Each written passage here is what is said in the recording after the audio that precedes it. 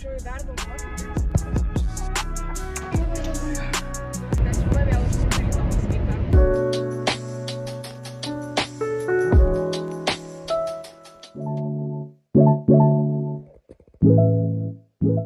Išsiploviau galvą, apsirengiau, dar laukiu, kol išdžius pilnai ir važiuosiu į darbą mokytis ir tuo pačiu dirbti. Tai tokia mano yra diena, pirmadienis studijų. Aš jums dabar, kol dėdu sekinius, papasakosiu apie savo šiandienos planus.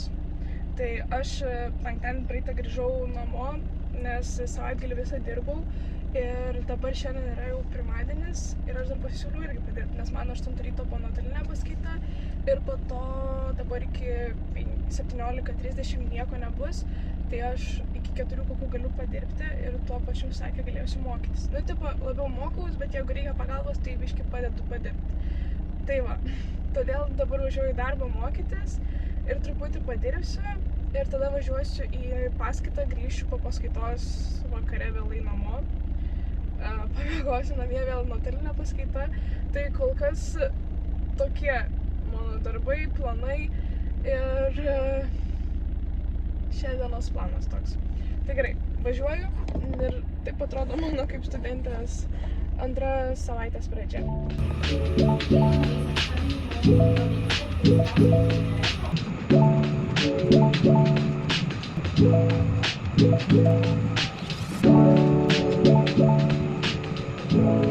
Tai viskas. Dabar jau padirbau iki 4, pasimokiau, daugiau pasimokiau negu padirbau, pasiėmiau kavytę šokoladinę slatę ir važiuoju iki Kauno. Iki bendrabučio, pasiimsiu chalatą, daiktus biškį nusinešiu ir tada į laborą. Jau labai galvas, labai pavargau, nes daug ruošiausi. Bet toks tas gyvenimas. Važiavau, aišku, aš savo miestą, kaip vienas žiedas sugebėjau vis tiek blogai nuvažiuoti. Dabar pasiėmiau savo lapelį ir iki bendrabučio pasidėsiu šitą maišką. Pasiėmu chalatą ir varau iki laboro.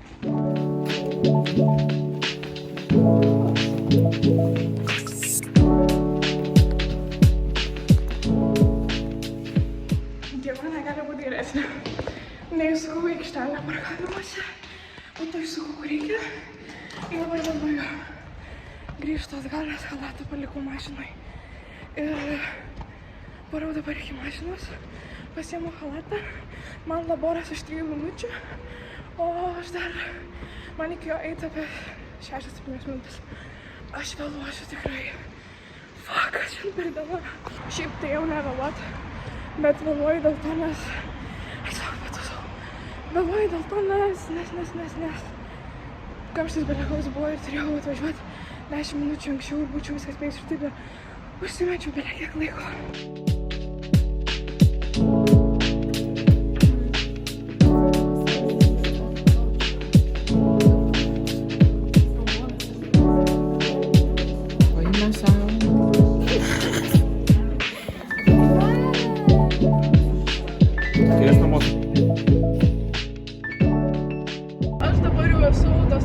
Važiuoju namo, man baigėsi, šiaip 7 mes labai greit susitvarkėm su laboru, labai greit padarėm, nes šiaip lengvas buvo ir aš visą dieną jam ruošiausi realiai, tai dėl to pasisekė. Rytoj nelabai pasiseks, nes nežinau, rytoj taip gerai, ar toks lengvas bus ir taip gerai pavyks pasiruošti jam.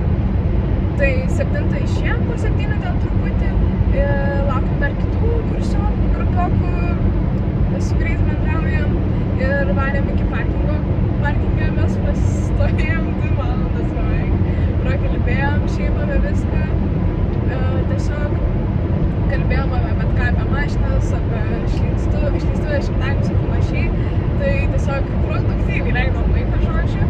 Ir dabar važiuoju namo. Tai va, ir dar mano vakaras nesibaigs. Aš atvažiuosiu namo greičiausiai už pusės valandos kokios, gal greičiau šiek tiek, gal kažką pavalgysiu, arbatos labai noriu atsigerti ir gal dar pasimokysiu, nežinau, reiks pasižiūrėti skaitę šiandienos, ką mokėmės, nes trečiadienį laukia atsiskaitimas. Jau mačiau grupėje rašo, kad bus negerai labai.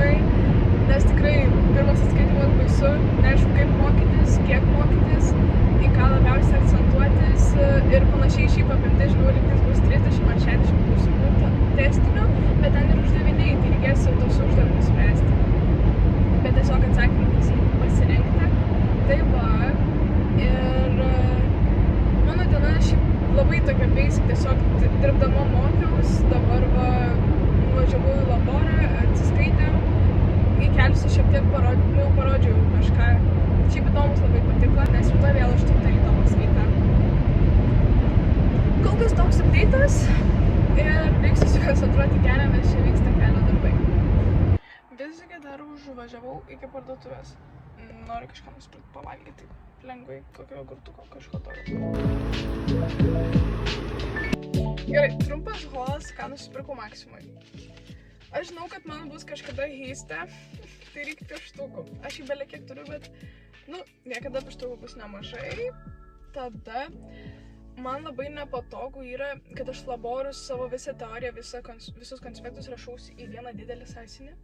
Tai, pavyzdžiui, pratyboms aš galvoju, reikia man kito sąsiuvinio. Kad aš matyčiau uždavinius, tiesiog būtų toks uždavinių sąsiuvinys, tai čia kadangi 8 puslapių jaučiu neužteks metam, tai 2 pasiėmiau. Labai pigiai, nes 1% nuolaida, ten gal 2 eurus vienas kainavo. Tada jogurtukas vakarieniai, arba pusryčiam nežinau, ir vandens mineralinio. Nebuvo kito skonio. Tai nežinau, išbandysiu, jaučiu, būsiu išbandžius visus skonius Akvilės, nereklama, ir tada žinosiu, kuris skaniausias. Tai va toks holas, 10 eurų net neišleidau, tai kaip studentai labai gerai.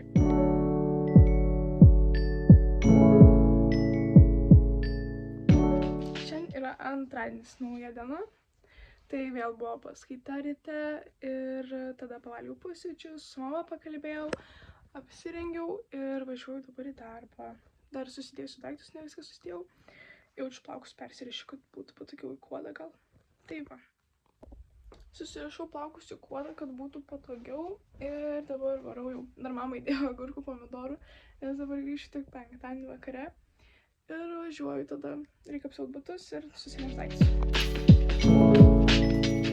Atvažiavau užsipilt kuro. Nes jau visiškai pabaiga. Aš turėjau darbę būti jau prieš 15 gerų minučių. Šiaip dar anksčiau galėjau būti, bet nespėjau susiruošti, galvoju, nuo 12 būsiu darbę. Išjungsiu radiją.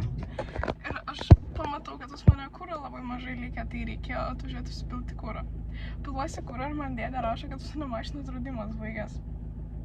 Ta prasme, rašo, ar man labai reikia mašinos. Man reikia iki darbo nuvažiuoti per autostradą, tada iki Kauno aš turėjau važiuoti. Tai pervedžiau jam pinigų, sumokėjau už draudimą. Dar nežinau, ar tikrai sumokėjo, bet turėtų greit sumokėti. Tai aš dabar darbą atvažiuosiu 1 valandą. Nespėsiu, jaučiu normaliai pasimokyti, kai vakar mokiaus. Ir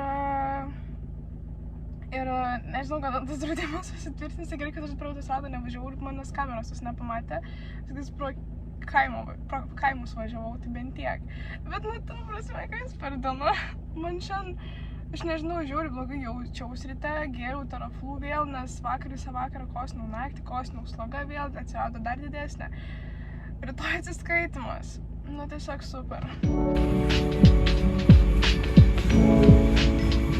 Laikėkau biškį vaflių, biškį padirbau, dabar valgau pietus, mama padarė cepelinų. Šiandien diena tiesiog yra nepasisekimas. Aš atvariau darbą ir persirengiau iš golfuko į maikutę purvinesnę, kad neįsipurvinti, šiaip kad su švariais rūbais nedirbti. Tai persirenginėjant aš suplėšiau savo pakabuko grandinėlę. Ir dabar jaučiuosi kaip nuoga ir šiaip labai liūdna, nes čia mamos dovana ir aš nežinau, ar brangiai kaip mums pasitaisyti, nes tikrai faktas, kad vešiu taisytis, nežinau dar kur galima pasitaisyti. Dar vienas dalykas, dar viena problema, tai bandysiu pasitaisyti tą grandinėlę, nes labai liūdna. Tada dar prieš tai atvažiuojant darbą negalėjau atvažiuoti, tai vėlavau vos ne valandą. Dėl draudimo mašinos nepasibaigė, bet gerai, kad viskas tvarkė ir aš galiu važiuoti iki Kauno, nes būtų nežinau, ką reikėjo daryti. Jeigu tiesiog būčiau be mašinos šiandien buvus Ir aišku, reikėtų gal su autobusu važiuoti, bet tai vėl viskas iš naujo keistųsi planas. Tada darbe nelabai spėjau normaliai pasiruošti laborui, nes dirbau, ne taip kaip vakar mažiau žmonių buvo, tai galėjau daugiau pasimokyti, o šiandien sunkesnė tema, tai taip prabėgom, tiesiog turėjau viską pasimokyti ir tikiuosi dar atvažiuosiu prieš 5, tai turėčiau dar spėti kažkiek pasiskaityti, pasiruošti geriau. Ir šiandien jau nebegrįžtu namo, miegosiu greičiausiai pas draugę.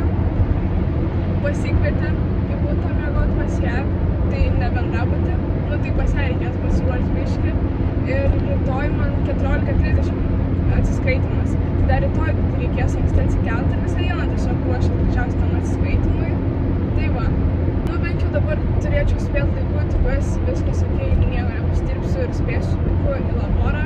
Dabar reikės važiuoti, galvoju, kur statytis mašiną, nes neapsimoka prašyti, kad pakeltų šlapamą, jeigu aš vėliau vis tiek išvažiuosiu. Arba aš galėčiau palikti prie bendriko mašiną, susirinkti daiktus, varyti į laborą ir po laboro grįžti iki bendriko, pasiimti daiktus, kurių reikės pas draugę miegoti ir tada važiuoti su trūliku. Tai galimai gal taip darysiu. Žodžiu, aš šiandien tokį išskridus. Dar ir kamera purvina, filmuoju su kamera purvina. Nuostabu. Atvažiavau, kol radau mašiną, kur pasistatyti prie to bendriko. Iš kitos gatvės pusės vapšė važiavau. Vos nesitrenkiau į kitą mašiną, nes čia nėra vietos visiškai kur statytis. Bet man pavyko. Ir dabar vėl iki penktadienio nejudinsiu mašinos, jaučiu. Gal ir judinsiu. Pažiūrėsiu. Šiaip reikia pradėti mokytis vairuoti Kaune. Ir dabar važiuoju. Varau nusinešiu daiktus nereikalingus iki bendriko. Ir jaučiu varysim jau link paskaitos.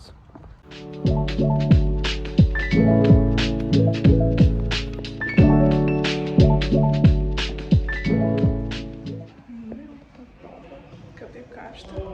Persirengiu į maikę. Šiandienos darbas mūsų. Aš tuo ateisiu. Tai va, po laboratorinio atvažiavau dabar iki bendriko, pasiėmu daiktus ir varau pas draugę. Pasiėmiau aš į tašę pižamą, visus daiktus, pakrovėją, sąsiuvinį, nes dar gal pasimokysiu pas ją. Ir dabar varau iki troleibuso. Ir tada važiuosiu iki draugės, tikiuosi ten papulsiu, dar nesigaudau visiškai Kaune. Ir tada užsisakysim valgyt, žiauriai valgyt noriu. Ir pavalgysim, iš jų pasidėsim, pakalbėsim, aš dar pasimokysiu gal. Ir tada varysim miegot. Nes rytoj anksti kelsiuos, kad grįžti iki bendriko ir mokytis, nes rytoj visą dieną reikės mokytis. Lemą kokią kamerą. Purvina.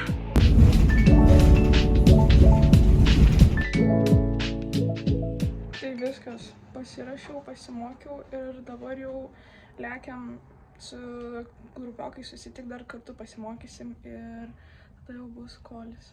Žiauriai bijau. Tai žodžiu, jau parašėm mes tą kolį, atsiskaitėm, po atsiskaitimo nuvarėm pavalgyti iki Megos, iki Talučio ir pabuvom visi su grupe, tie, kurie bendrauja. Ir tiesiog pasidėjom, prisišnekėjom visko, bandėm pamiršti savo kolį, nes ten tragedija buvo, ta prasme aš galvojau, kad aš galėsiu grįžti atgal ir tiesiog skipinau, nieko nežymėjau klausimus, arba pasižymėjau ir galvojau, savo sąsiuvinį pasižymėjau, kad galėsiu prie jų sugrįžti, dar pasitikrinti, ar tikrai viską taip norėjau palikti ir galvojau, kad bus kaip regitrui, tiesiog išmes lentelę ir galėsi grįžti ant bet kokio klausimo paspaudus. Taip nebuvo, turėjau kiekvieną atgal skipinti, pavyzdžiui, 30 klausime ir norėjau grįžti 5, tai aš turėjau visus 20 kažkiek. Galva nedirba jau visiškai, tiesiog skipint po vieną, o laiko buvo gal man minutę likus, nes mes turėjom 50 minučių, bet ten ir uždaviniai ir tiesiog šiaip skaitai klausimą, reikia pagalvoti. Tai nelabai gerai sekės, bet ir sakė, kad pirmas kolis bus labai sunkus mums pirmakursiams, nes tiesiog nežinom sistemos, kaip viskas vyksta, kaip atrodo jisai, tai jo. Ir nieko daugiau nelabai norėjau filmuoti, nes nuotaikos nebuvo po to kolio visiškai, plius dar temperatūros turiu. Prieš kolį matavausi buvo 37,5, dabar 37,8. Tai šiaip nenoriu gerti temperatūros, nes dar nėra 38, bet jaučiu reikia, nes dar į miestą važiuosim. Hei, toks trumpas interpas, jau žinau rezultatus pirmo kolio, tai išlaikiau. Galiu tik tiek pasakyti. Ačiū, kad žiūrėjot ir ate!